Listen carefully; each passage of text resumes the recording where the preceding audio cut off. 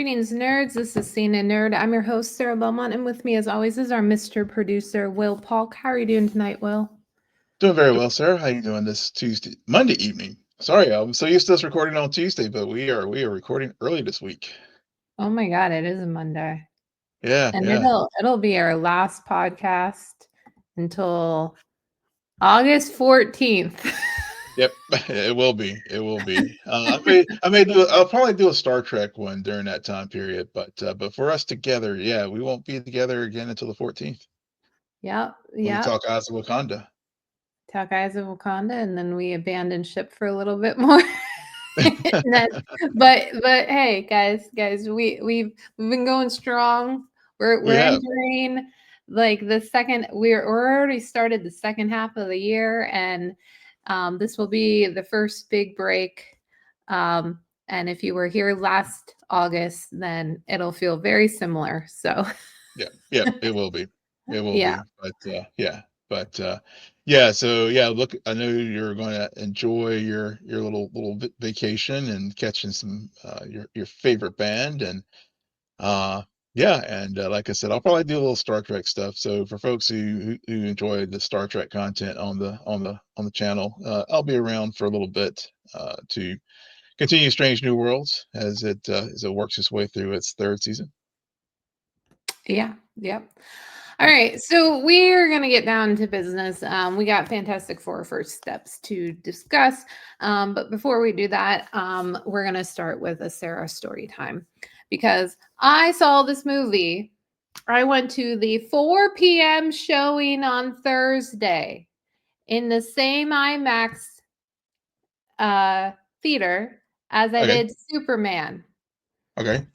Same start time. I know. I already checked different links. I understand there are different lengths of movies, but Mhm.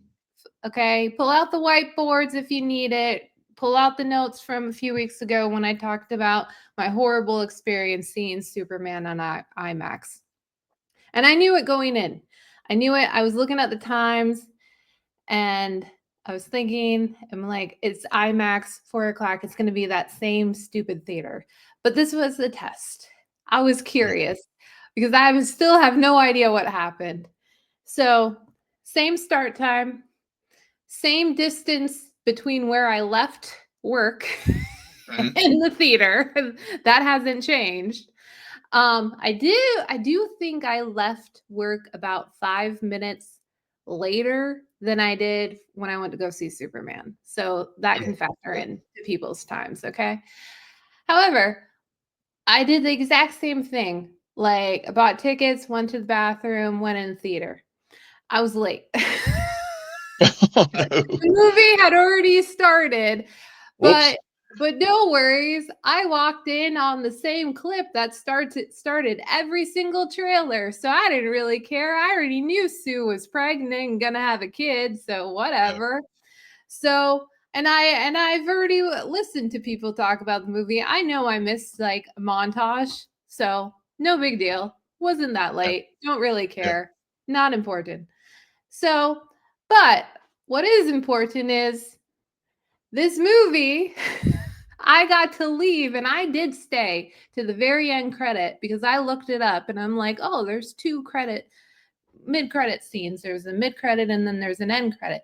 Why the fuck would you put that out there? Okay. That's a lie. That end credit is bullshit. Okay. I ain't sticking around for end credits anymore because they keep being the silly soft stuff. I'm doing the mid credit and I'm out of there. But regardless, when I left that theater, it was just a little after 6. Mm. Okay? So now let's rewind time and go back to my Superman experience, okay? There's about a 10 to 20-minute runtime difference between these two movies. And I did Yeah. not stay till the end of Superman credits. But this tells you how long and how many times they probably rewound that part and we had to sit through it, okay? Because I did not get out of that movie until a little after 7. Okay. So, like, that is how furious and frustrating and PTSD I have from that, Okay. I was not making it up when I said it felt like we watched it so many times we could have memorized the entire opening scroll. I mean, it was a lot. Yeah, yeah. Okay. Well, at least this time you didn't have all the technical problems that you had with Oh yeah, Superbad. absolutely. Yeah, yeah. Absolutely. Like So there's like so small victories. yeah, yeah. So there it wasn't necessary. I don't know what happened, but whatever they did, they fixed it, or maybe the copy that we got of Fantastic Four didn't have a glitch in it. I don't know who's to blame here, Yeah, but yeah, what it was just it's just very similar, and that's really all I will be comparing these two movies because I okay, know that's what good. everyone is doing. But Exactly, exactly. I'll say whenever we get to the overall thoughts, I may or may not. I'll reserve the right to compare, but I'm with you. There's been too much of that going on, and I'm gonna try my best not to do that.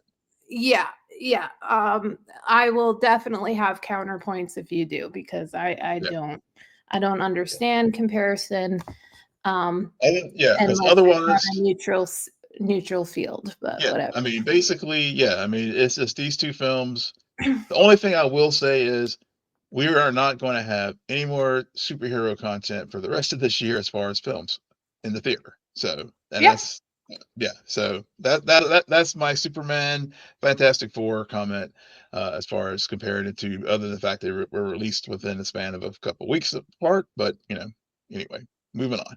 Let's get to the meat of this film. Okay, yeah, let's talk Reed Richards. Yeah, yeah. So, what did you think about Reed? I thought he was fine. I thought he was fine. I found it ironic that the situation Reed finds himself in is basically the situation that Joel is in in season Yeah. one of The Last of Us. It's the same thing, but Joel and Reed are very different Mhm. people, and arguably the circumstances are different.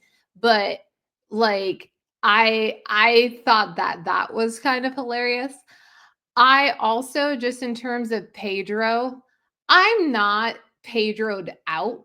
Yeah. He didn't it didn't bother me that I'm watching a Fantastic Four movie and I don't see Reed Richards, I see Pedro, because Mhm. despite knowing this man's face, and his face is prevalent everywhere, I still think he managed to do a good job. Mhm. And it was a different take than I've seen of this character, albeit there's not that much to compare against. Yeah. And I thought it was overall fine in terms of him, and he arguably had one of the grossest scenes that I've ever seen in a Marvel movie. Do you know what I'm Boy, talking about? if it's the one I'm thinking of, him being almost pulled apart. Yeah, yeah, yeah. Yeah, yeah. And by disgusting, I also mean horrifying. Just Yes, simply horrifying, yes, okay? yes. That was some CG that worked very well. I mean, as far as some of the other stretch effects, I mean, because let's just face it. I mean, Reed Richards and the stretch abilities. I mean, these characters are true products of their time. When you think about the power set. You have the stretching man, you have Invisible Woman, you have Flame Guy and a walking rock. So yeah, but to see whenever I was yeah that of the emotional moments for me in the film where I actually did have like y- where I could thinking back where I was like Mhm. oh gosh, that was one of them Yeah, where I was really like that was very effective, and the pain and the CG did work very, very well when yeah, Galactus was pulling Reed, apart like that. And especially like even whenever his costume was starting to rip and stuff, I was like, yeah. oh yeah, they that was a good visceral moment that was very effective in this film. Yeah, and I can appreciate and I pointed this out when you made me when you forced me to watch at least one trailer, if not two trailers, that they didn't show. They showed maybe one scene of him stretching, but Mhm. they didn't, because like you said, it's a stupid power. But so in this movie, they hardly ever do. And when he does uses it, it makes sense in terms of what is going on. It's Mhm. not a scapegoat because there is much more emphasis on his intelligence, which that's the way it should be. Yeah. From Yeah. what I understand about this character in the comics, he's the most intelligent person in all of the universe. So they were more focused on setting that as a Mhm. superpower and that as something to be fostered and to grow, especially as now he comes to terms with fatherhood. Now, I do think that in terms of character, that's where it got a little bit like, okay, you guys are not doing the best job because I've seen Ben hold that baby more than you, Reed.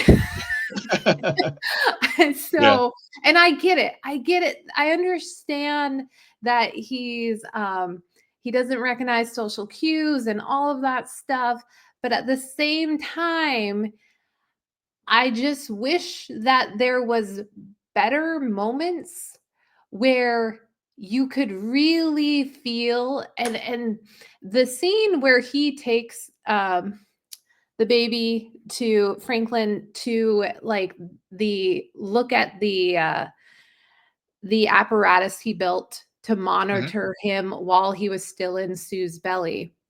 Yeah. I thought that was scene was very good because of how it ended. Like, I kept trying to see who you are, and now I'm gonna let you show us who you Mhm. are. Like, I'm gonna let you grow up. How and as good as writing as that is, it still fell flat, and I feel that way about a lot of emotional moments throughout this movie where Yeah. I think the writing is good, and I'm not necessarily 100% blaming performances, No. but I don't feel like the emotional beats hit the way that they should have, and probably for thousands of different reasons, but Yeah, yeah, I agree. I mean, I know you missed the beginning of the film, but I will say that the first act, or it took me a while to get emotionally invested into this film, and I don't know if I ever fully got fully emotionally invested into these characters, especially like after like it's been I watched it also last Thursday, Mhm, and I ha- haven't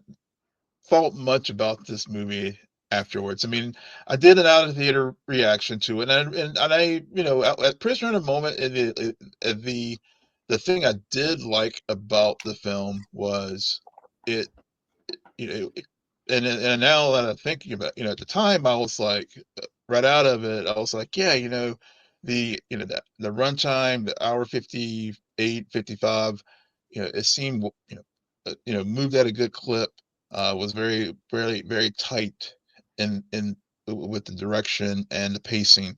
But now, as I have some days past the film, I think that actually was a detriment, being too efficient with the mhm, pacing, mhm, because I think it did leave something to be desired. Because I mean, while I was watching the film, I was just like, I'm not really I like these characters, but I mhm. don't feel for these characters. And Mhm. now post film, I it really is, as we discussed it. I'm like, yeah, that it really, that tightness really, there was a, it was a detriment to me, for me to really feel something for this story. Yeah, so you didn't, get emotional when, Sue sacrificed herself? No, not at all. Yeah, yeah. Was it because you instantly knew they were gonna use Franklin? I think that was I mean, yeah. I mean, I did. I, I'm so. I will freely admit, as far as the Fantastic Four, I'm not well steeped in the lore as far Mhm, as these characters at all. I mean, I'm familiar with who they are. I remember the cartoon, mhm, and but but I have a couple comic books. I think from the Silver Age that I got with the kit when I got mhm. my first comic book set.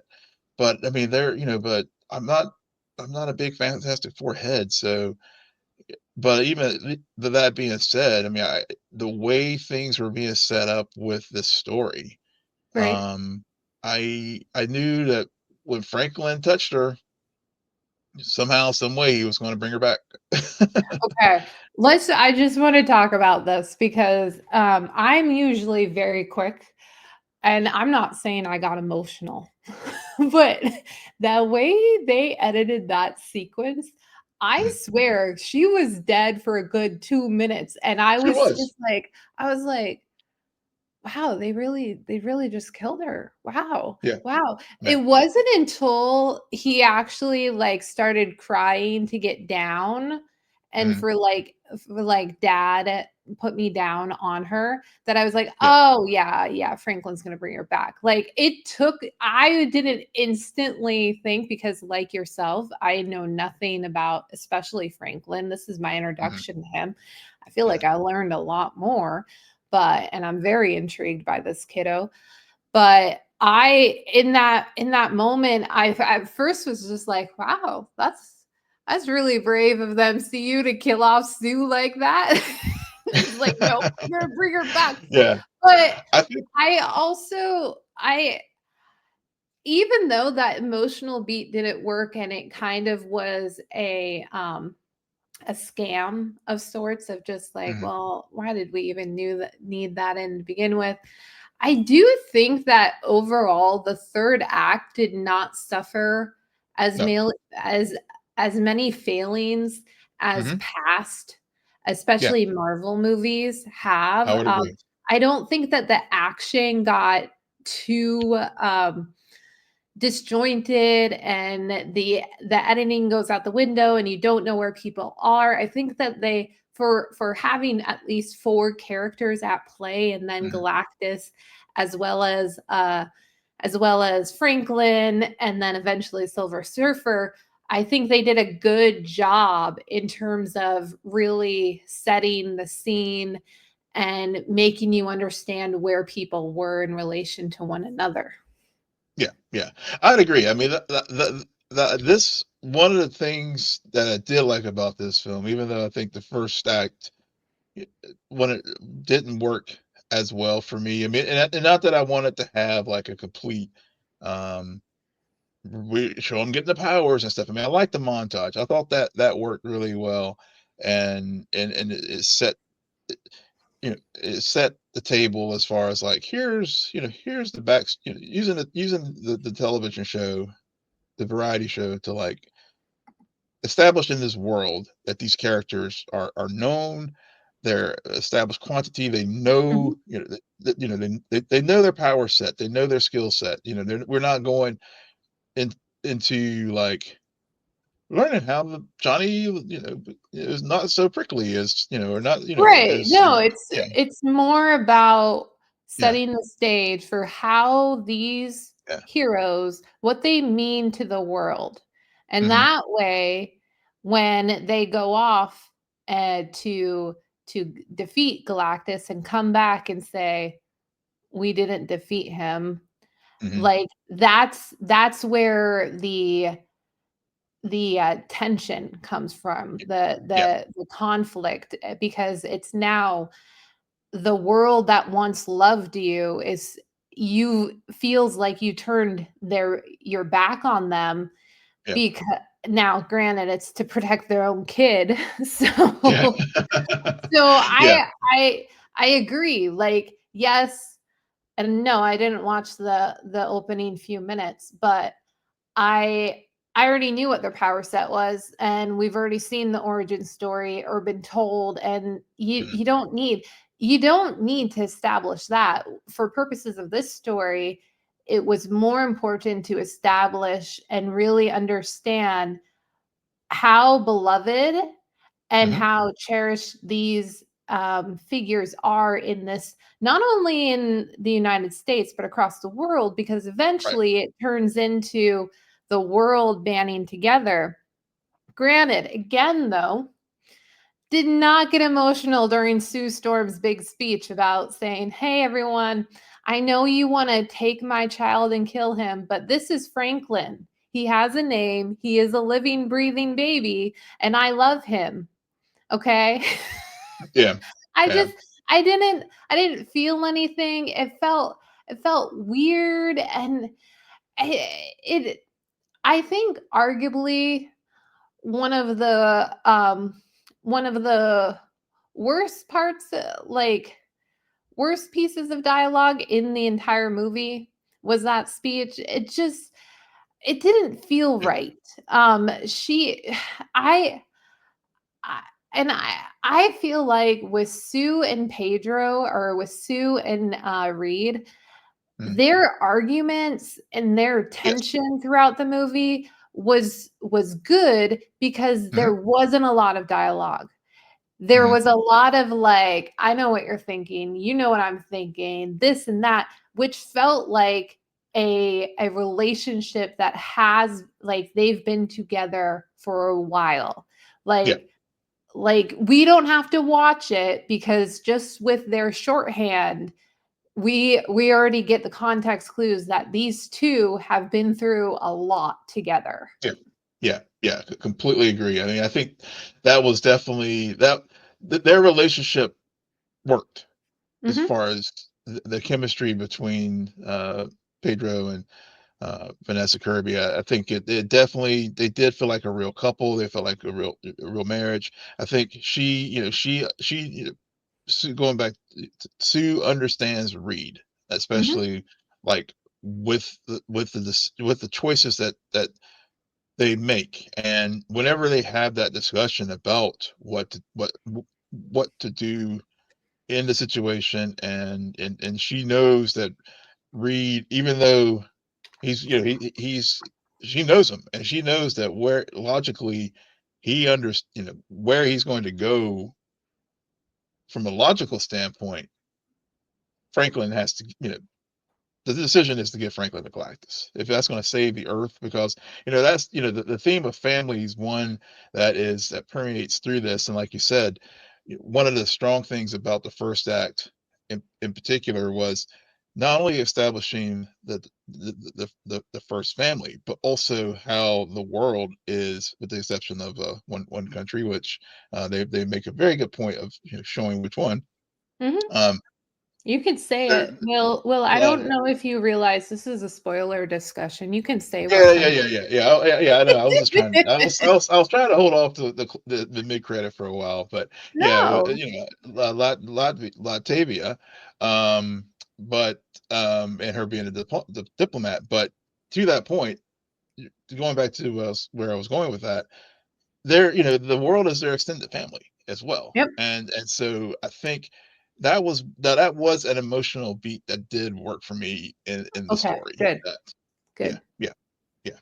Good to And hear. also, yeah, yeah, it did. It really did, because I mean, because that will that at the core, that is what this movie is about. And I Yeah. think that was one, and and I bought that. And so to and something that we were discussing as far as talking about that third act. That's why that third act works so well, and it doesn't fall apart. One, because they don't over rely on the action, but two, they had built up this feeling of this is a family, and we are and setting things on 828 versus 616 definitely makes us, it does add that element of stakes to the story, even though we know at the end of the day they're going to solve this situation. I did feel like, okay, I did buy into that aspect Right. of the story. Right. Right. Um Now, we talked about the third act, that action, and how good it was. There was another action sequence tied to a birth scene, which because we watch House of Dragon, we're very familiar with birth scenes. Oh Probably yeah. the lightest birth scene ever. Yes. I so I think I would have enjoyed it better if I wasn't just thinking to myself the entire time. I'm just like, are we really supposed to believe? Like, are we really? I don't know. I had a very hard time with the birth aspect, that it was distracting from probably all of the really cool stuff going on in terms of Johnny and Silver Surfer riding Oh the yeah. Molten Waves, all of that. I mean, it was a lot. It was cool, but Yeah. simultaneously, my mind was just like, but if the kid comes out, like, shouldn't blood be floating? Yes, I did Like, too. I'm I was thinking that so too. The practical things of childbirth did yeah. because especially when she kicks off the pants in the spacesuit and it floats away and Mhm. I was just like, yeah, this is a very sanitized birth. Yeah, yeah, this is a very, like, we know a five-year-old is gonna be in the audience, and I was Yeah, just like, "Okay, yeah, just gotta get through it, just gotta get through yep, it."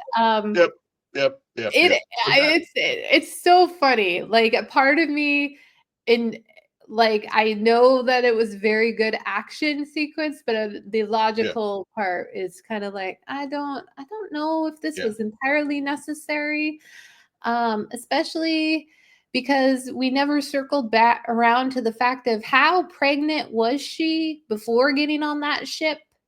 Mhm. And is anybody ever gonna go back to Galactus and be like, "Why did you speed up the birth process?" Yeah. But what? Yeah. Okay, okay, Yeah, I mean, okay. whenever they were Galactus and her water breaks in that Yeah. scene, I was just like, "Okay, Well, her yeah, water broke after Galactus, like, quote, unquote, "touched her."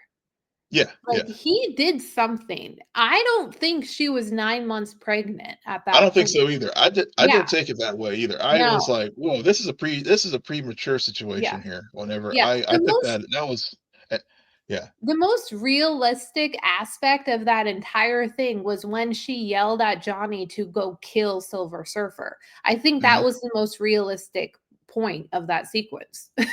yeah, I was yeah, like, "Okay, yeah, okay, you are giving birth because yeah, you just sent him to kill someone." And yep.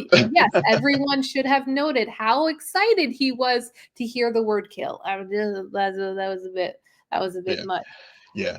I Um, will yeah, I will say though, that whole sequence, that was so as I mentioned, there were a couple points where I did like lean forward in my seat mhm, and the whole Galactus, the whole introduction of whenever we do, mhm, go to his world and stuff, that's what I think that was the point in the film where I was like, I got engaged because I was, right, like I said, the first act I was, but when they went on the mission and we see the size and scale and scope of Galactus, mhm, that was like, okay, I'm that was the moment for me where I was just like, okay, I like this film. I'm on board now. yeah, Um, and because not only the voice work of Ralph Ineson, who for it, but just everything around it, and then the whole, of course, the whole sequence where when they are on the event horizon with the black hole and just mhm. and just the proper like Very Star effect, Trek, very Star Trek. And the very warp, it was very Star Trek. It totally was, and even the weapons, like bending around how they should at warp. I mean, everything about it just really just that was a scene that I really did appreciate. yeah, yeah, I think I even thought about that while watching it, where I was like, "Will has to be digging this part because I I get Star Trek vibes Yeah, from here." yeah. And I think that with Galactus, Mhm. I think that, in other things like Eternals, we've seen these villains that are, like, 3 or 4 skyscrapers tall Mhm. and larger than the world and Yeah. all of this daunting. To bring them into live action has never felt as menacing and as no, there's more to this. Like Mhm. I like the part where he admits I was a humanoid once and then this Yeah. happened. Mhm. There's I think that for the first time with one of these kind of characters, these very godlike beings that are literally larger than life, they finally made it work because of the use of I would argue the use of Shalabal, um, Mhm. Silver Surfer, because we spent so much Yeah. time with her that allowed him to be, but it was very straightforward. It wasn't like, "Oh, Yeah. we wait till the 3rd act to get Right. revealed." Like, it wasn't that. The big boss, yes, came at the end, but we also got a little sneak peek because the Fantastic Four, for the first time, needed to lose Mhm. or come to stalemate because it was more of a decision about their child. Um, and which plays into all of their fears that they even had before Galactus even came or Yeah. Shalabala even came. So I think that that is another strength of this movie and looking back on it years down the line is that the villain works. It's not Mhm. the best. We've seen better, Yeah. but for purposes of this story, the villain works. Yeah. Um, and it is not too distracting and is also like I said at the beginning, gave us and the only reason why I find him terrifying is because of the way he stretched Reed. Yeah. Up until then, did not really. And then the moment he stretched, I'm like, okay, you're legit. Get Yep. it. Got it. Good. Yeah. Yep. And For sure. I like the whole he did feel like he was one step ahead because Yeah. he come up with a plan to teleport the world millions of light years away, right? Mhm. To Right. move the earth. Yep. And then they do the trap and they remove Franklin and replace it with a fake. And yet and right as usual, right when it's only one step more, he figures it out and goes Mhm. after the real Franklin.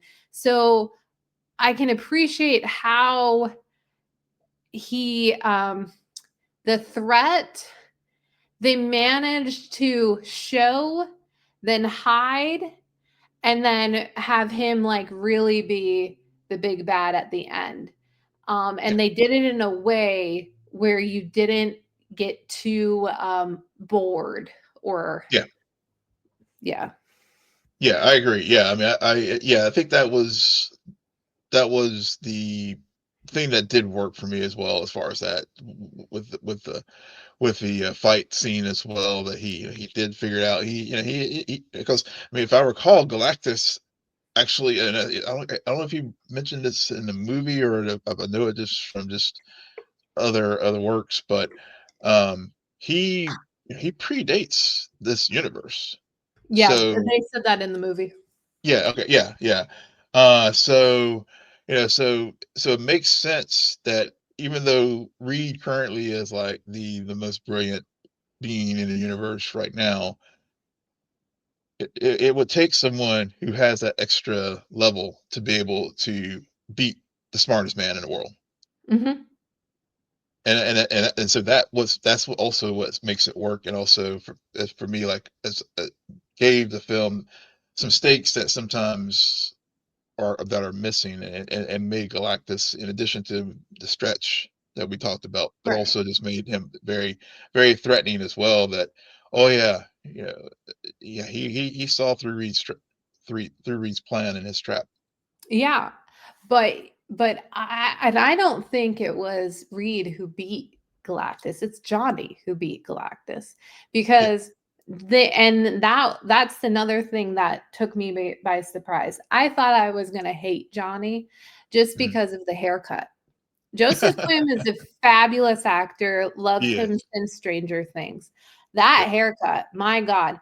I will say though, while watching the movie, the lighting worked. It was perfectly fine. I got more offended by it during the previews than I did while watching the film, mainly because Johnny had stuff to do, Yeah. and more so than I've seen in any other movie because yes, I love that line. Oh, you guys think because Johnny loves space and Johnny loves hot girls or naked girls, like I have a crush. Oh, Yeah. 1 plus 1 equals 2. So, Yep. and there was that, but at the same time, while Reed is doing his thing and other things, I appreciate how and they even started this way before Shalabal even Mhm. appeared with the messages and the intrigue behind it. And the subtleness that Johnny is clearly still trying to prove to his brother-in-law his Mhm. value. Yeah. And and it's more so to even Reed than Sue because throughout it, Sue checks in on him and he shows her, and you can see that relationship. But I like there wasn't tension between the siblings. There was subtle tension Yep. between him and Reed, but not because like, oh, you're married to my sister. It's more as though I appreciate you because of your brilliance. I just need you to see what I can do and to Mhm. make me feel value. And I really liked that. Yeah.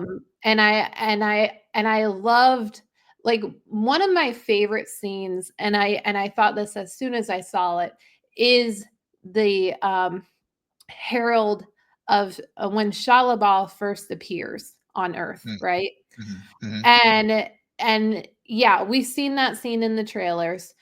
But that's not the part that like struck me. The part was when Johnny goes and chases after her, and Yeah. then he goes out and then reaches, grabs this surfboard, and she says that to him to die with yours in her language. Mhm. And that was just wow. I Yeah. don't know the the I got goosebumps, and it's a very similar sequence. And I don't know if you're gonna know where I'm going with this. I don't know if you will, but think about Into the Spider Verse, the Mm. jumping sequence. Yes. Yes, Yes. yes, Yes. that those two, for some reason, the way they present it, it's a very like wow, like Oh. feels straight from a comic book. It Yep. I was just feels I took the words right out of my mouth. Yep. yeah, yeah, it's just so and then the and and I think that this is why I was on Johnny's side when he was trying to convince the others because she did, Julie Gardner, for all the CGI makeup she had, she broke through that makeup. I was worried about that. Like I was Mhm. like, Julia Gardner is great. Yep. And they don't give her a lot. I would argue they probably could have given her more, but whatever. The what they do, and especially in that moment is why I can believe at the end she turns because you know right from there, like Mhm. there's something else going on with her. Yeah. Like Yeah. she's not as big much of a servant as that she would want you to believe. Yeah. Yeah. I completely agree, and I think that's a lot of folks, some of the workers howling on the interwebs about the gender swap and stuff. But to that point, I mean, I think they did it to set up several things. One of which you just shared. I mean, I think that was part of why they had to make that change in order for this character to work in the context of this film. So, is it a gender swap? Because from what I understand, Shah LaBelle is a legit character from a run Yeah. of comics. Yeah. So, no, like, Yeah. yes, Silver Surfer, the main Silver, Neil Gam or whatever, Yeah. Yeah. Yeah, we know, but she's his wife, and in a version of events, she becomes a It Silver becomes one. Surfer. Yeah, yeah. It's Yeah, just a, I yeah. I know, only, I know. yeah, I just want to yeah, bring that up yeah. because if people are listening and don't know about that, I found that when I learned about that, I was just like, well, that goes. Who cares about gender swap? That's not a gender swap in my book. That's we're using this version of events. And did you hear about this? This is what I found so interesting about that run of comics when she was Silver Surfer. Do you know who was Galactus? No, who was it? Franklin. Ah, So a yeah. lot of the really big nerds and Mhm. lovers of Fantastic Four, like they got a lot out of the fact Yeah. that this movie, like Franklin appears and Right, right. as Silver Surfer, you're not getting Neil, you're getting Shia LaBeouf. Ball. So Yeah. yeah, so Indeed. I found that to be very interesting because Yeah. I may not get all of these references, but when they work for the real diehards, the diehards will tell me what I need to understand. And Yeah. it just Yeah. proves to me that despite everything that's happened in the last few years with the MCU, they still got people pulling stuff out. Yep. They don't care. They're just like, well, we're gonna bury this, and it's gonna 90% of the audience won't understand. But when the 10% who do We know, do. they Yep. will tell the masses, and then the Yep. masses will start to appreciate. Yep, yep, yep. I do appreciate that. I do.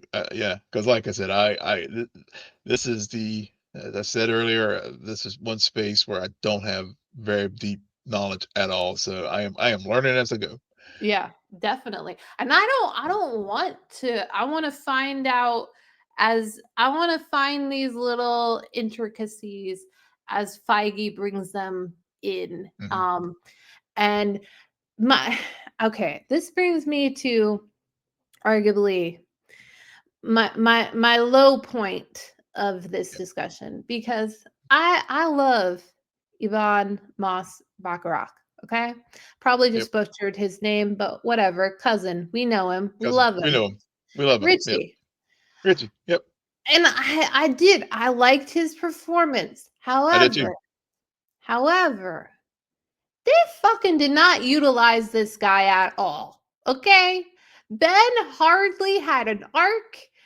And granted, the whole I don't like the way I look, we've seen it a few different times. It didn't seem Mhm. like they were going to do anything else with it, but I feel just like he was underserved as a character. Granted, when he did have really good chemistry whenever he was interacting with Johnny, Yeah. because it wasn't that like, oh, you're ugly, like it wasn't them butting heads. It did feel like brothers. They Yeah. did feel like, oh, these guys, they pick on each other, but at the same time, when Mole Man comes in and starts picking on Johnny, you hear Ben say, "No, no, no, you're handsome." Yep.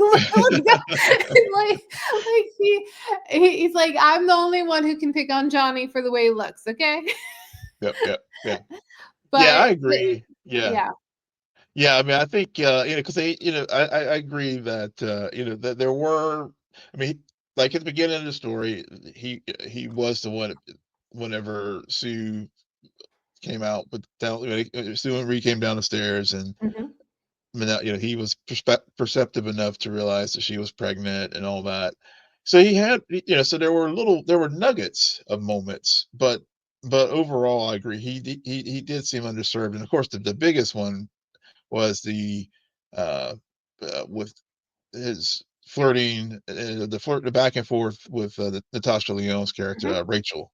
That mhm. that was just so underbaked, and I'm just like, at this point, this is where, going back to what I was saying earlier about, like, it was edited to the point where this is where it Yeah, sacrificed. yeah, That was one. story beat that where it did that the tightness sacrificed good story and good character development for Ben. See, and the thing is, we'll never know because Yeah. I do agree. I agree that this was clearly edited. Mhm. They did not hold back with that knife, and because of that, we will never know if they made the right decision or the wrong decision. Because sometimes when they do leave stuff in, we're like, well, you Yeah. could have trimmed that. You could Yeah. like we Yeah, didn't like, need that. for So example, I mean, I know there was they said I know John Malkovich was supposed to be in the Red Ghost, I believe, was supposed to be a part mm, of this story, but in the context of the film, that made sense to me that why they trimmed that out. But they coulda have some more stuff here with Ben. I mean, they really oh, could yeah. have with He Ben and he Rachel. could have had a better arc. Like, we just got done talking about Johnny and the utilization of Johnny. They didn't utilize Ben to the full extent. Yeah, And yeah. that's why for me, as much as I love this actor and the CGI did not bother me at all with Ben. Mm. And you know what? I'll just say it now. This is gonna be a first because I already heard it in the way Will phrased some things earlier. Um, the None of the CGI bothered me throughout this movie, and that includes Yeah. little Oh, baby even Franklin. even It did even not bother me at Didn't bother all. you? Wow, mark this moment, y'all. We're at the 45-minute sec mark of our review here, and I think this is a Cena Nerd first while we've been doing this together now since 2017 with me and Sarah, where I heard her that the CGI did not bother her. Yeah, yeah, I yeah. Yeah. And did it bother you or did it not bother you? And then actually it worked for me. The aesthetic for this film really I really enjoyed it. I Yeah. did. I mean, it was really, even from, from the get with the Marvel Studios, y yeah, and I don't know, so did you watch it on IMAX or Will, not? I Yeah. told a very important story, and that was Yes, one you of the did. You did. key Yeah, details. Are you kidding you me? did. I Yeah. know, I know. Just in case post dropped, yeah, I had a senior moment there. Okay. But, Yeah, that's fair. Go yeah, ahead. but no, whenever they had the countdown and they, like, went into the beginning of the film, Mhm.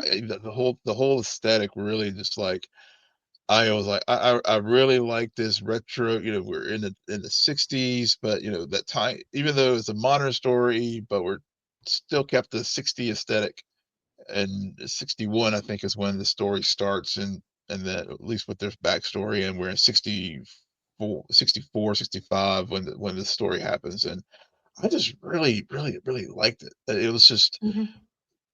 the Yeah, because yeah, it's the same aesthetic that they used in Loki. yeah, yeah. It's the That was, yeah, same art person, and mhm, designer and everything, and we yeah, and knew also, like yeah, yeah, go ahead. Loki, and also, of course, Matt Shakman, who directed WandaVision too, was that same Yeah. sitcom. He's very comfortable, and of course, with shooting, eh, those types of scenes and the color gradient and all that kind of stuff, because, like you Mhm. said, I mean, yeah, they use the same production folks and the same behind the scene folks with it, and it shows. Yeah, yeah, I think in terms of production, and I knew this even going in, I think overall, I wasn't expecting a lot out of this movie, okay? Yeah, I really same. wasn't, and I think that's why I enjoyed it. Is it my favorite? No. Yeah, Am I like, "Oh my god, I wanna talk about A, B, C, and D?" No. Have I like you brought up before, have I thought much about this movie since watching it? No. But I do know while watching it, I was like, "Okay, let's go. CGI yeah, baby. Big Galactus man, Shalabal, yeah, whatever." yeah, I was there. I was on board. And I had some questioning moments, especially during the birth scene, but whatever, we move on from it.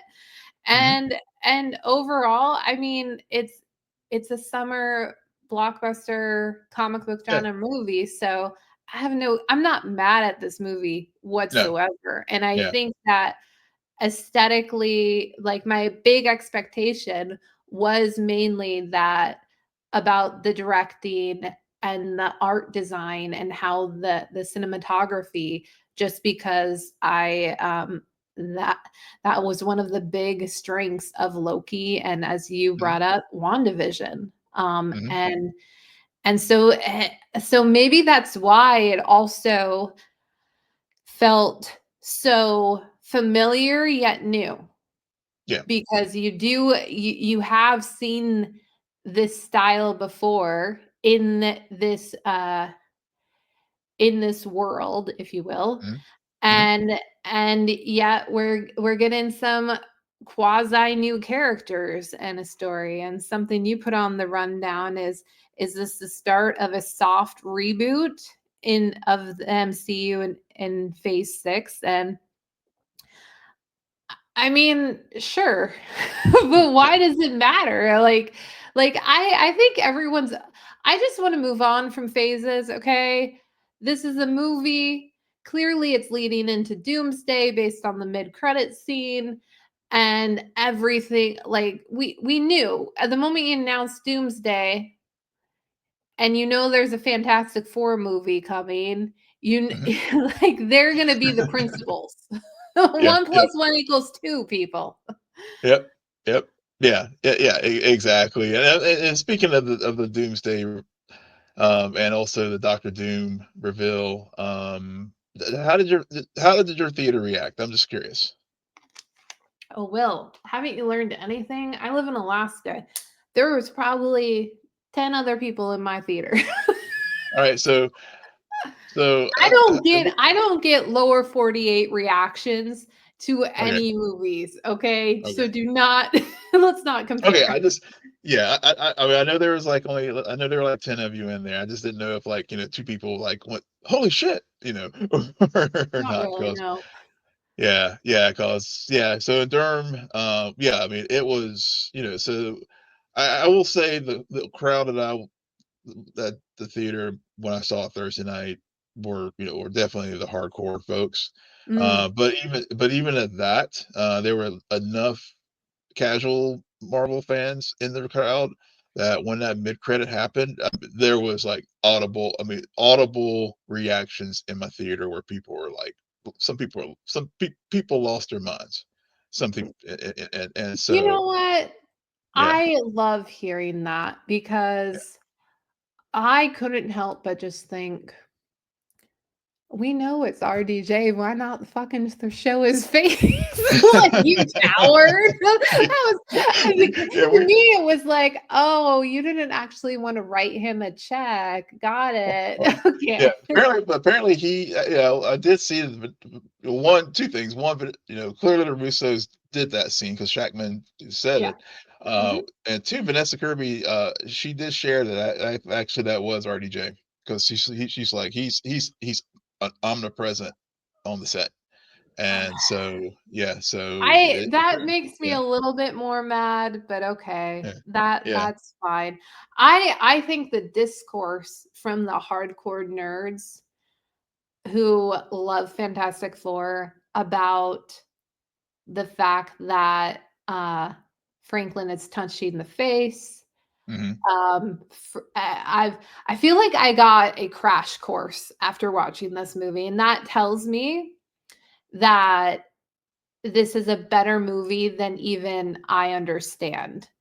Um, yeah, because when the people that this movie is truly made for, which are the die-hard fans of this comic book run, hmm when they can talk hours and do a Cliff Notes version of the fact that it's interesting how Franklin, who will and I'm just going to say this now, if you don't want potential future spoilers, I love you. Thank you for listening. Please leave.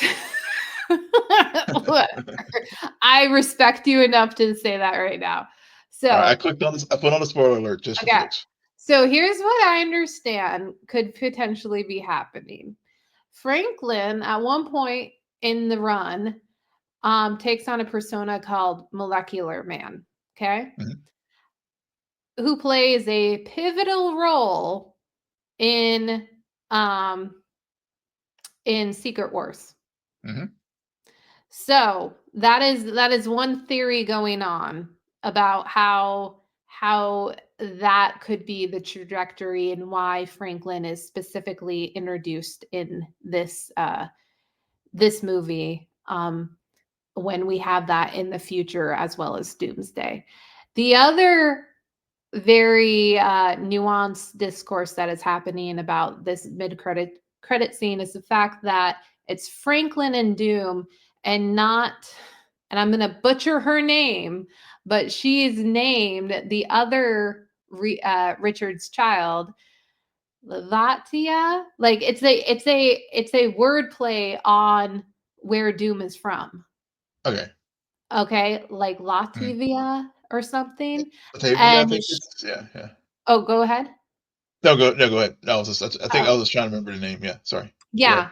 So, from what I understand, she is named after Doom Mm, because Reed is off doing something else. Sue is about to needs protection or something, and Doom says, I will protect your family because they have a weird relationship or whatever. And through this action, he becomes the godfather of their daughter. And huh. she has a very they're very tight and Mhm, close. mhm. Um so that's the other thing is like, okay, so are you going to introduce this other, like the daughter? And I mean, by the end of this movie, we're seeing 4 years into the future. So are we going to get the daughter, or only getting Franklin? Because Molecular Man is also like one version. This kid from and here's another spoiler. And I'm sorry for all you fans of Bob, but apparently Franklin kills the Void at one point and Bob. Like that is how powerful he is Yeah, yeah. in the books. Like this is there's a definitely a good reason why Galactus wanted him, and to say that he is cosmically blessed is probably the understatement from what I understand. Mhm. So I and I also had this, sorry I'm talking a lot, but I had Oh, this no. running through my head while watching the movie, and I don't know if you did too. Because it's called Fantastic Four, but it's called First Steps. Yep. The movie's technically all about Franklin. Yeah. So why couldn't at the end we see him take his first step? Because this is really what's happening. Like you just gave birth Yeah. to what will become like the biggest threat and hero simultaneously in the entire universe. And my God. Um, but so I don't know. I think it's clever that we've always heard these characters described as Marvel's first family. Yeah. So the real introduction to the MCU is them legitimately reproducing. Yeah. Yeah. To prove to you this is Marvel's first family, and they reproduced, and now we're kind of terrified because if Franklin has a bad day, he doesn't know how to use his powers. Okay? So he may have brought Sue back, but I don't know if she takes away his blanket, what will happen. Yeah. Okay. Yeah. Oh, boy. So Yeah. yeah, Yeah. yeah. Oh, I, no. I Yeah. that's all I know. Yeah, no, no. I mean, of course, I know you brought up Bob, and that was one thing too that I was really curious about how, and shame on me for just like, but I think it's just after so many TV shows and movies, I'm just always expecting like them to tie it back into something. But I really did appreciate how this truly was from start to finish a standalone story because I was like, okay, now how are they going to weave in the end credit from Thunderbolts, Oh and they yeah. never did, and they never No, they did, didn't, which is and I really great. appreciated that. Yep. Yeah, because we don't need the end credits to necessarily weave together. I mean, we're getting pieces of the puzzle at this Yeah. point. Yeah. And I will say, I up until this conversation, where I truly understand how much I did enjoy Fantastic Four, and probably even after this, I will say between the two, Thunderbolts and Fantastic Four, I and this is only because of a very specific scene in Thunderbolts. I do find that I lean more Thunderbolts Hmm. just because David Harbour, okay? I to this Yeah. day, and this is also because I have a very embarrassing dad myself. So to this day, I vividly in my mind will just think about him running into the desert and yelling at Yelena, she wants to kill you. We Yep. have to and just the embarrassment, just the Yeah. utter, like, "Don't look at it, it'll go Yep. away, don't make eye Yep. contact, I don't know Yep. him, do not no." I just there's that moment, like, I'm sorry, you can clearly hear in the way I'm talking about Fantastic Four, I had a great time. It Yeah. was fine. I'm Yeah. definitely not mad. I definitely has more strengths than it does weaknesses, Oh yeah. but what but Thunderbolts made me laugh out loud a whole bunch, and I Yeah. still think about some of those jokes.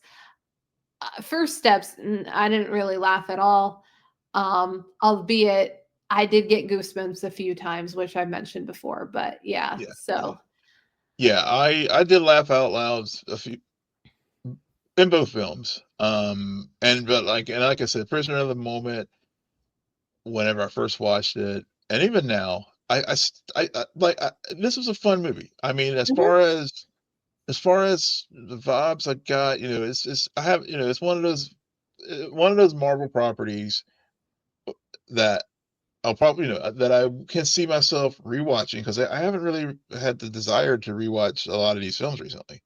yeah, Uh, and but this is one where I'm like, you know what, I do want to go back, and especially after now that we've talked about it, because that I definitely want to go back and watch it again in the theater. mhm, And then even when it comes out on streaming, because there's a lot there, and just our conversation tonight made me realize, like, yeah, I caught a lot of things, but there's even more things that I think that a rewatch will help close some of the knowledge gaps that I have, so that as we move into the next round of next round of films and shows, even though this is a standalone, and they may or may not have anything to do with the larger Doomsday Saga. There's some foundational things here that are important. yeah, I think that the best comparison I've heard since watching it, is that this feels like a Phase 1 Marvel movie. Yeah, that I Because think if that's you a very good like, point. take your love of Iron Man aside, Hmm. but if you really think about First Avenger, Yeah. Thor 1, Hmm. those kind of movies, Yeah. and, like, a lot of people I don't think appreciated them as much at the time as Yeah. they did later on when larger things were coming to light. Yeah. Like, and that really struck me because it's so true that I think Mhm. that 5 movies down the line, or when we get Fantastic Four 2, however long into the future, I think then there'll be nostalgia for this movie and more appreciation for some of the subtleness that it did. Mhm. Um, but it for right now, in terms, it's just like, okay, we're at the beginning again. poke Yeah. it. Yeah. We've been through this. Yep. Yeah. Yeah. I think that, and you shared earlier about the note that I have put on the rundown about it's just a soft reboot. And as you were saying, going back to the first phase, I think subconsciously that's why I put that note there, Mhm. because you're right. I mean, I think that this film is is going to play that role, and we'll see like, oh yeah, okay, this is why this is why this film was important Yeah. in the grand scheme of things. So, it's getting to be past my bedtime. It's probably like almost your bedtime because Yeah. I'm like an old woman at heart. But any small bits of Comic-Con, or do you want to talk about that the next? Oh yeah, we're Let's not meeting for like a month. Yeah, let's I mean this really really fast because over the weekend I did a couple live streams for some of the stuff from Comic Con, but of course one of the I don't know if you watched the Gen V trailer. I didn't watch it until right before recording. So of course they did drop a new poster for Gen V, and they do have the full trailer for the upcoming season. So looks really good. We do, there were a couple crossovers that we'll see from the boys into the show, Starlight and Black Noir. But yeah, it looks like Marie's really going to be a big focus this upcoming season. Another show I was planning to do a Paradise watch along, but it overlap with the Star Trek panel, and I didn't see much on social, at least real time, uh, during the panel. But Dan Fogelman and Sterling K. Brown did have their season two panel at Comic Con. Also, Shailene Woodley, she also is going to be joining the cast, and they did show some footage from the first episode, and we learned about her character, and she's in Graceland when the world ends. So that's little things from Paradise. Of course, we got Peacemaker, the Peacemaker trailer. I joined Adam from A Plus Opinions joined me in our live review for that. If you want to check it out here on our channel, or please feel free to do so. And then last, just to hit some Star Trek news again. We did get a teaser for Strange New World season 4. There's going to be a Muppet episode. Jim Henson Company is going to be helping to produce that little cute little trailer that they dropped during Comic Con. There's also a con audio drama that one of the pivotal characters in the Star Trek universe of Khan Noonien Singh. There's going to be an audio drama, I guess, chronicling the time that he had on SETI Alpha 5 and prior to the events of Star Trek to the Wrath of Khan. And then, of course, there was a trailer for Starfleet Academy, the new show that's going to be coming up next year. And then last, there was a small Star Wars panel, and we got our first look at Ezra Bridger, uh, for Ahsoka season 2. So those are just some real quick hits from Comic Con. All right, awesome. Please go and check out all of that fun, because Will was gracious enough to give up his Saturday to do all of that and spend time with you all. So, on that note, Will, why don't you tell our listeners where they can find you? Yes, you can find me on all the socials at Will M Polk, WILLMPOLK. And you can find me there too at SJ Belmont, SJBELMONT. Please follow our crew on X, formerly known as Twitter, at Scene and Nerd, on Blue Sky, friend us on Facebook, follow us on Instagram and Threads at scene_n_nerd, and visit our website, www.sceneandnerdpodcast.com. But most importantly, rate, follow, and comment on Apple Podcasts, Spotify, YouTube, or wherever you get your podcasts. Good night, Geek Out. You're welcome.